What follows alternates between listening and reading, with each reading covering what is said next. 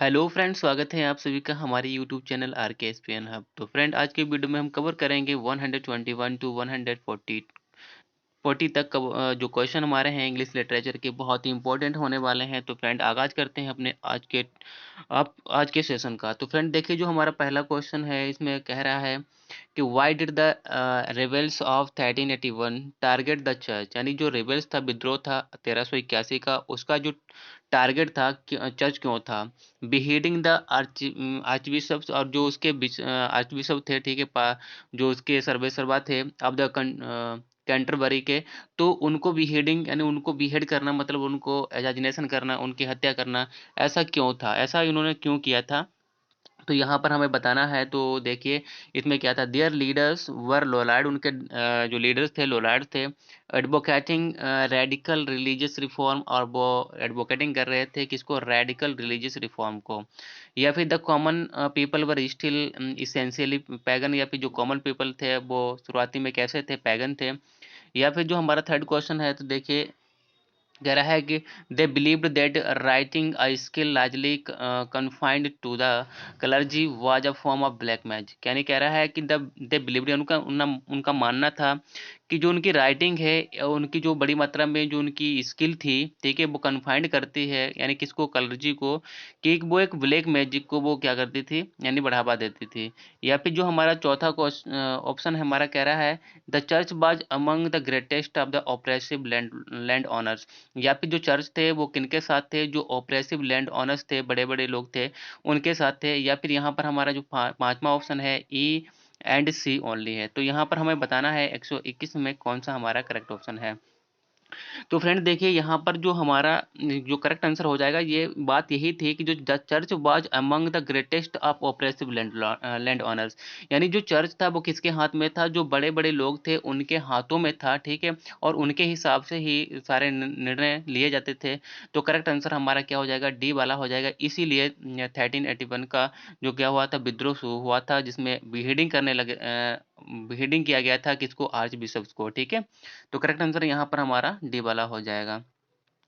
Next question कह रहा है कि which influential medieval text purported to reveal the secrets of the afterlife. यहाँ पर कह रहा है कि विच इन्फ्लुएंशियल मेडिवल टेक्स्ट, यानी कौन सा एक इन्फ्लुएंशियल मेडिवल टेक्स्ट है जो परपॉर्टेड टू रिवील द सीक्रेट, जो क्या करता है, सीक्रेट्स को रिवील कर देता है ऑफ द आफ्टर लाइफ को।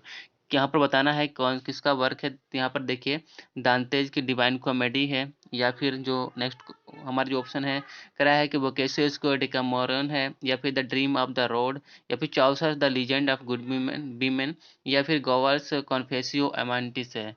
तो यहाँ पर फ्रेंड, अगर हम करेक्ट आंसर की बात करें 122 में, तो यहाँ पर जो दांते की डिवाइन कॉमेडी है, तो यही हमारा क्या है, क्या करता है, सीक्रेट्स को रिवील करता है जो हमारे आफ्टर लाइफ जो होती है। तो दांते की डिवाइन कॉमेडी हमारा करेक्ट आंसर यहाँ पर हो जाएगा, ठीक है। आगे देखिए, नेक्स्ट हमारा क्वेश्चन है, यह कह रहा है कि who is the author of Piers Plowman. यहाँ पर कह रहा है कि पियर्स प्लोमैन का ऑथर कौन है।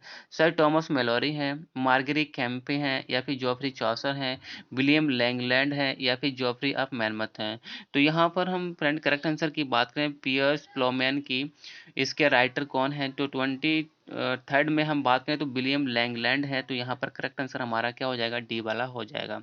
पीएस प्लोमैन के राइटर कौन है, विलियम लैंगलैंड, ठीक है। आगे देखिए, नेक्स्ट क्वेश्चन कह रहा है कि what event resulted from the pre mature death of Henry fourth.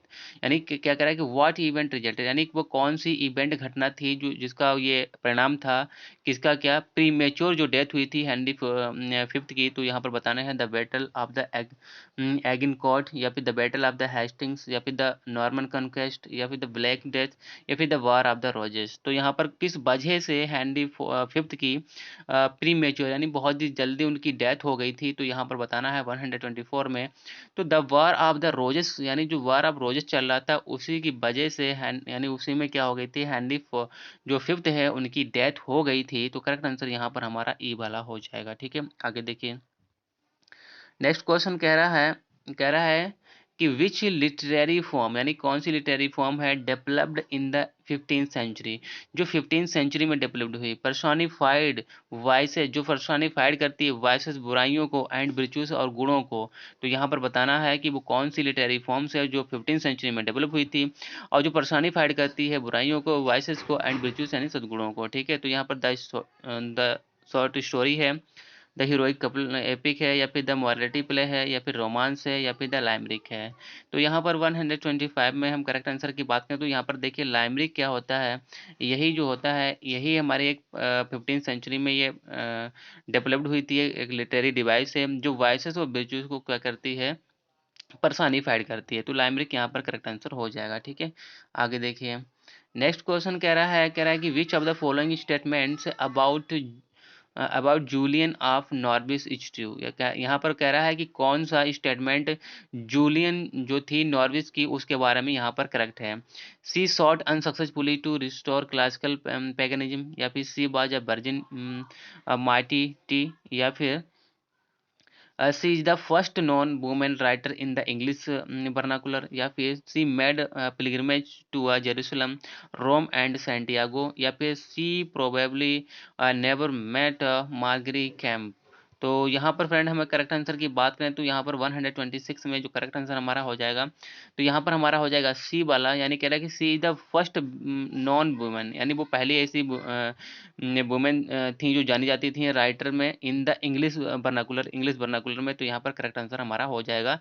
उनके बारे में ये है कि जूलियन के बारे में कि वो पहले वुमेन राइटर थी किसमें, इंग्लिश वर्नाकुलर में। तो करेक्ट आंसर यहाँ पर हमारा सी वाला हो जाएगा। ठीक है, आगे देखिए यहाँ पर कह रहा है कि which of the following authors is considered a डिबोटी टू शिवैल्डी। तो यहाँ पर हमें बताना है कि कौन सा राइटर जो है वो शिवैल्डी का डिबोटी माना जाता है। ठीक है, एज इट इज पर्सनिफाइड, जैसे इसे पर्सनिफाइड किया गया है लैंसलॉट के रूप में, सर लैंसलॉट के रूप में। तो यहाँ पर बताना है जूलियन ऑफ नॉर्विच थी, या फिर मार्गेरी कैम्पी, या फिर विलियम लैंगलर्ड, या फिर सर टॉमस मेलोरी।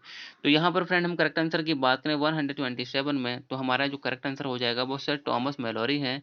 ठीक है, तो यहाँ पर करेक्ट आंसर हमारा क्या हो जाएगा, यहाँ पर हमारा डी वाला हो जाएगा। ठीक है, आगे देखिए नेक्स्ट जो हमारा क्वेश्चन है इसमें कह रहा है कि what was the occupation of Chaucer's father. Chaucer के फादर का ऑक्यूपेशन क्या था, व्यवसाय क्या था, लेदर मर्चेंट थे, सिविल सर्वेंट थे, या फिर विंटनर थे। तो यहाँ पर हम करेक्ट आंसर की बात करें 128 में, तो यहाँ पर वो एक विंटनर थे। तो करेक्ट आंसर यहाँ पर हमारा सी वाला हो जाएगा। ठीक है, आगे देखिए नेक्स्ट क्वेश्चन कह रहा है कि Chaucer become a page to which king's daughter in law. वो कह रहा है कि चौसर एक पेज बन गए थे, पेज बॉय बन गए थे कौन से किंग की डॉट, यानी जो किंग थे, यानी उन कौन से किंग के डॉटर इन लॉ के। ठीक है, यानी एक किंग थे उसकी डॉटर इन लॉ के, मतलब आप कह सकते हो यहाँ पर डॉटर इन लॉ। ठीक है, तो डॉटर इन लॉ का मतलब बहू हो सकती है। तो डॉटर इन लॉ के वो क्या बन गए थे, पेज बन गए थे। तो यहाँ पर एडवर्ड थर्ड था, रिचर्ड सेकंड, या फिर हेनरी फोर्थ। तो यहाँ पर 129 में बात करें तो यहाँ पर करेक्ट आंसर हमारा हो जाएगा एडवर्ड थर्ड। तो करेक्ट यहाँ पर एडवर्ड थर्ड के जो किंग था उसकी डॉटर इन लॉ के ये पेज बन गए थे। तो करेक्ट आंसर यहाँ पर हमारा ए वाला हो जाएगा। आगे देखिए कह रहा है कि which of these is not a certain about Chaucer. Chaucer के बारे में क्या चीज़ निश्चित नहीं है, तो यहाँ पर करेक्ट नहीं है। His birth date, his death year, his father's name. तो फ्रेंड यहाँ पर हम 130 में बात करें तो यहाँ पर देखिए फादर्स का नेम भी सर्टेन है, डेथ उनकी जो ईयर है वो भी सर्टेन है, लेकिन उनके अबाउट द बर्थ डेट यानी जब कब पैदा हुए थे इसके बारे में सर्टेनिटी नहीं है। तो करेक्ट आंसर यहाँ पर हमारा क्या हो जाएगा, यहाँ पर ए वाला हो जाएगा। ठीक है, आगे देखिए कह रहा है कि which of this king was not served by Chaucer, यानी इसमें बताना है कि कौन सा किंग इसमें ऐसा नहीं है जिसको चौसर ने सर्व नहीं किया है। ठीक है, Edward third, Henry second, Richard second. ठीक है, तो यहाँ पर 131 में बात करें तो यहाँ पर देखिए रिचर्ड सेकंड को भी इन्होंने सर्व किया है और एडवर्ड थर्ड को भी सर्व किया है, लेकिन हेनरी सेकंड को सर्व नहीं किया है। तो करेक्ट आंसर यहाँ पर हमारा बी वाला हो जाएगा। ठीक है, आगे देखिए नेक्स्ट क्वेश्चन कह रहा है कि what was the duration of 100 years war. 100 years war की ड्यूरेशन क्या थी, कितने समय कब से कब तक चला था। 1300 टू 1350 तक चला था, 1337 टू 1453 तक चला था, या फिर 1302 टू 1343 तक चला था। तो यहाँ पर 122 में बात करें तो यहाँ पर फ्रेंड देखिए जो हमारा करेक्ट आंसर हो जाएगा वो 1337 टू 1453 तक चला था, यानी 1337 ईस्वी से 1453 ईस्वी तक चला था। तो करेक्ट आंसर यहाँ पर हमारा बी वाला हो जाएगा। ठीक है, यानी 100 ईयर से ज़्यादा चला था, लेकिन उसे 100 ईयर कहा जाता है। तो करेक्ट आंसर यहाँ पर हमारा बी वाला हो जाएगा। नेक्स्ट क्वेश्चन है, कह रहा है कि what did Chaucer's wife use to do, यानी जो चौसर की वाइफ हैं वो क्या करती थी। Lady in waiting to Queen Philip, या पा ऑफ द हैनॉट, या फिर nurse of the royal court, या फिर governess to a Henry fourth. तो यहाँ पर हम करेक्ट आंसर की बात करें तो यहाँ पर देखिए, जो lady in batting to queen Philippa of Hainault की, यानी वो क्या थी, बैटिंग ऑफ लेडी थी। लेडी यानी बैटिंग लेडी थी किसकी, जो क्वीन फिलिप्पा थी, कहाँ की, हैनॉट की, उनकी थी। कौन, चौसर की वाइफ। तो उनको वो सर्व करती थी। करेक्ट आंसर हमारा यहाँ पर ए वाला हो जाएगा। ठीक है, आगे देखिए। नेक्स्ट क्वेश्चन हमारा है, कह रहा है कि one of Chaucer daughter was, इनमें 3 नाम दिए गए हैं। चौसर की डॉटर क्या थी, अ म्यूजिशियन थी, एन एस्ट्रोनॉमर थी, या फिर अ नन थी। तो यहाँ पर 134 में बात करें तो यहाँ देखिए, चौसर की एक डॉटर थी, वो क्या थी, एक नन थी। ठीक है, नन आप जानते हैं कि जो मठों में रहती हैं, यानी जो क्रिश्चियन होते हैं, उसमें जो जो फीमेल जो अपना मतलब घर त्याग देती हैं, संन्यास ले लेती हैं, उसको नन बोलते हैं। आगे देखिए।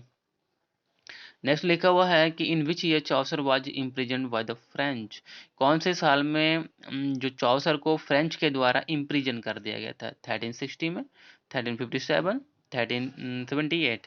तो यहाँ पर हम करेक्ट आंसर की बात करें तो यहाँ पर देखिए, जो हमारा 135 है उसमें 1360 में क्या कर दिया गया था, चौसर को इम्प्रिजन कर दिया गया था। किसके, फ्रेंच के द्वारा, फ्रेंच जो गवर्नमेंट थी उसके द्वारा। ठीक है, तो करेक्ट आंसर 1360 हो जाएगा। आगे देखिए। कह रहा है कि चौसर बाज फाइंड इन 1367 और 1366 फॉर, यानी वो कह रहा है कि चौसर को एक फाइन किया गया था 1367 या फिर 1366 ईस्वी में, किसके लिए, बीटिंग अ फ्रायर इन अ लंदन स्ट्रीट, या फिर for writing poetry against the church, या फिर for crossing the border of the great Britain. तो यहाँ पर हम करेक्ट आंसर की बात करें 136 में, तो यहाँ पर बीटिंग अ फ्रायर इन अ लंदन स्ट्रीट, यानी एक फ्रायर को उन्होंने पीटा था, कहाँ, लंदन की गली में।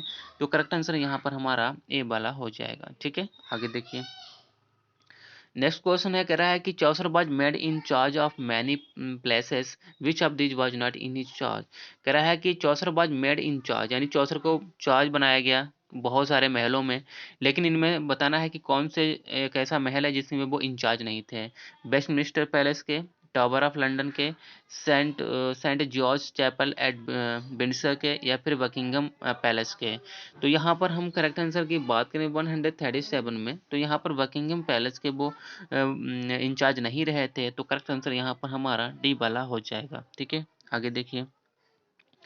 कह रहा है कि Chaucer acted as a controller of the custom during, यानी चौसर ने एक कंट्रोलर के रूप में एक्टिंग की थी। तो ऑफ कस्टम ड्यूरिंग किसके दौरान, 1374 टू 1385, 1350 टू 1360, 1360 टू 1400। तो यहाँ पर हम करेक्ट आंसर की बात करें 138 में, तो यहाँ पर हमारा ए वाला करेक्ट आंसर हो जाएगा। 1374 टू 1385, यानी इसके दौरान इन्होंने एक कंट्रोलर के रूप में, ठीक है, क्या किया था, एक्टेड किया था। ठीक है, मतलब एक्ट किया था। तो यहाँ पर हमारा ए वाला करेक्ट आंसर हो जाएगा। नेक्स्ट क्वेश्चन कह रहा है कि Chaucer was release from legal action, why, यानी जो चौसर हैं उनको रिलीज कर दिया गया था एक लीगल एक्शन के द्वारा। डेड ऑफ मई, जो डीड था किसका, मई का, 1 मई का 1380 में, फ्रॉम रेप एंड अबडक्शन, यानी एक रेप और अबडक्शन का। तो मिस सेसिली चैंपियन का, एग्नीस डी कॉप्टन, या फिर Philippa de Roet of the Flanders. तो यहाँ पर हम करेक्ट आंसर की बात करें तो यहाँ पर मिस सेसिली चैंपियन जो हमारा करेक्ट आंसर हो जाएगा। ठीक है, आगे देखिए। नेक्स्ट जो हमारा क्वेश्चन है, इसमें कह रहा है कि Chaucer became a member of parliament. वो कह रहा है कि चौसर जो है वो मेंबर ऑफ पार्लियामेंट कब बने थे। तो यहाँ पर हमें बताना है कब बने थे। 1386 में बने थे, 1300 में बने थे, 1343 में बने थे। तो जो चौसर है वो मेंबर ऑफ पार्लियामेंट 1386 में बने थे। तो करेक्ट आंसर यहाँ पर हमारा ए वाला हो जाएगा। ठीक है फ्रेंड, आगे देखिए। तो फ्रेंड आज के वीडियो में हमने 20 क्वेश्चन कवर किए हैं जो बहुत ही मोस्ट इम्पोर्टेंट थे। नेक्स्ट वीडियो में हम अगले क्वेश्चन कवर करेंगे जिसमें हमारे लिटरेचर के साथ हम ग्रामर और जो हमारी लिटरेरी टर्म्स होते हैं उनको भी हम इसमें इन्वॉल्व करेंगे। ठीक है फ्रेंड, तो आज के लिए इतना ही। तो फ्रेंड अगर वीडियो अच्छा लगा हो तो वीडियो को लाइक करें और वीडियो को शेयर भी करें अपने भाई बहन रिलेटिव जो भी आपकी तैयारी कर रहा हो। ठीक है फ्रेंड, तो फिर मिलेंगे एक नेक्स्ट वीडियो में, तब तक के लिए बाय।